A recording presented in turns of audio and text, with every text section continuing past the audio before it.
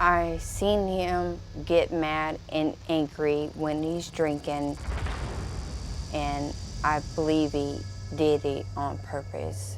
I think he tried to kill me. My fiance, Brendan, ran me over. I should be dead today. Before my accident, I was really active. I was a firefighter, and I worked at 9/11, and I rode motorcycles. I was a model. I took care of my grandson when my daughter needed me to. I personally don't remember the accident. I'm going off my son's story, the fire department story, other people's stories. I don't know what to believe. Well, Linda and Brandon are arguing. They go outside with the argument because he was about to go leave, but he is drunk. So they come outside, both of them. The BMW's pulled in right here. He goes around this side. Linda's going around the other side to go to the back of the car, so he can't leave out. As he opens the driver door, he looks back and tells her, "Move or I'm going to run you over."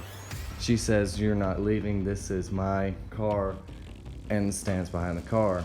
He gets into the driver's seat and then continues to back up, and as they're coming out to like right here, I go around to the driver's side and like start beating on the driver door, and he still doesn't stop. At this point, they stop about right in here, and she's halfway in the car underneath, stopped about right there.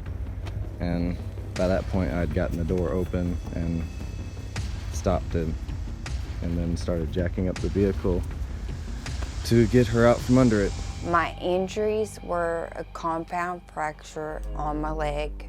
All my ribs are metal. Both of my lungs were collapsed fully. My pelvis folded in half. I got 2 screws in my pelvis holding it together. I got one in my hip and had surgery on my head. My main artery in my neck was torn in two. During all this, I had 2 strokes affecting my speech. The doctors told my family because of stroke, I wouldn't be able to see and not speak, and they didn't know if I would walk again. But all the therapy got me where I'm at today. How do you get through every day? I never meant for none of this to happen. I never meant to hurt her. That night, we got arguing over my ex. On the way home, got so bad, she jumped out the car on the bridge. And I was scared she was gonna get run over then. I finally got her back in the car. We get home and still arguing. I'm like, there's no sense in sitting here keep arguing. It's not gonna solve anything. All I wanted to do was get out of this situation, let it blow over. I was going to a friend's, come back tomorrow and hoping it was gonna be a brand new day. I got in the car. I was in the garage. Her son was standing there talking to me. I started backing up, and the next thing I know, he hollered that I run over her.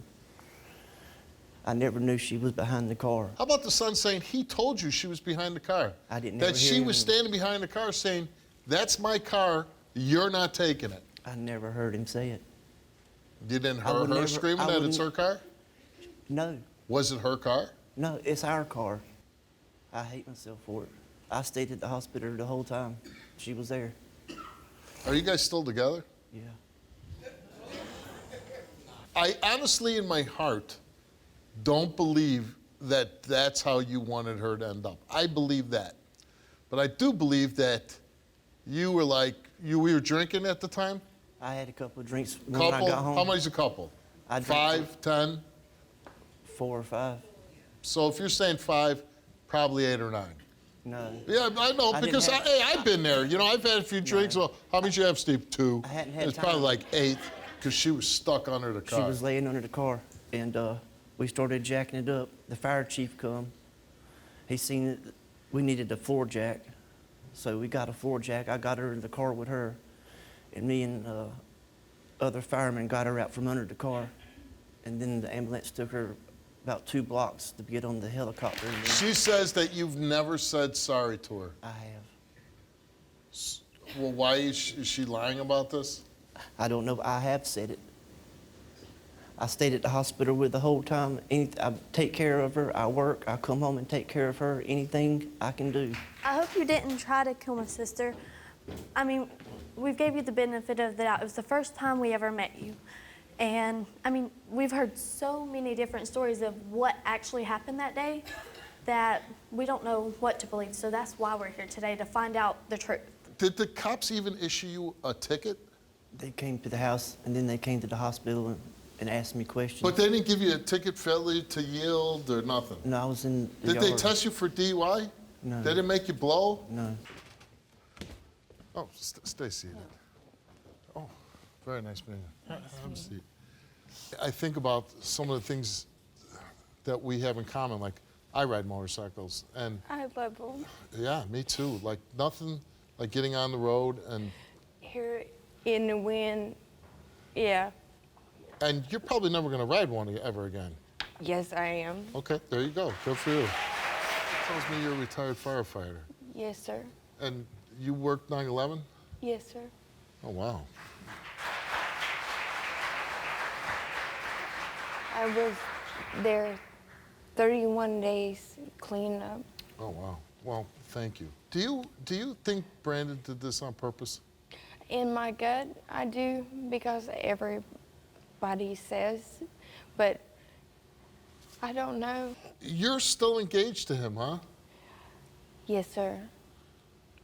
Isn't it a little bit of dual feelings where you are still engaged to him, but on the tape you expressed that you wish you never would have met him? Last night he told me I was the biggest mistake of his life. That you were the biggest Yeah. mistake of his life? I can't get away from him because I'm disabled, but I don't have income and I can't live for free and I don't have anywhere to go.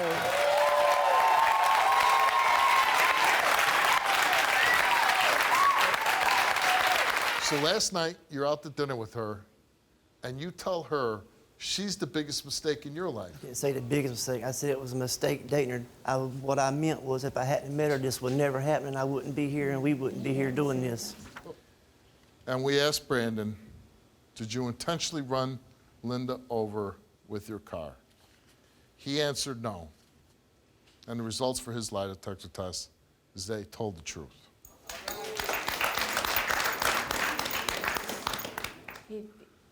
If he don't drink anymore, stop it,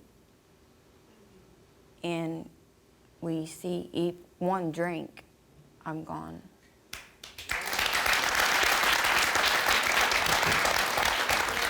She's saying, hey, the relationship's not over. As bad as you hurt me, I could still see a future with you, but you can never drink again. Can you do that for her? And I know it's easy to say yes, but to go, you know, as men or as anybody, when you start drinking at a young age, it's hard to give up a habit that you've been doing it your whole life. I drank too much at one time in my life. I stopped. I don't consume any alcohol at all, ever, anymore.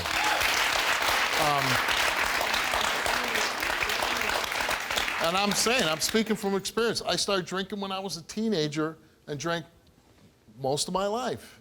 And I could say, just from my own experience, not drinking is the greatest thing that ever happened to me. I'm glad I stopped.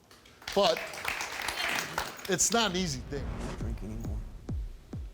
He's a good guy when he's not drinking.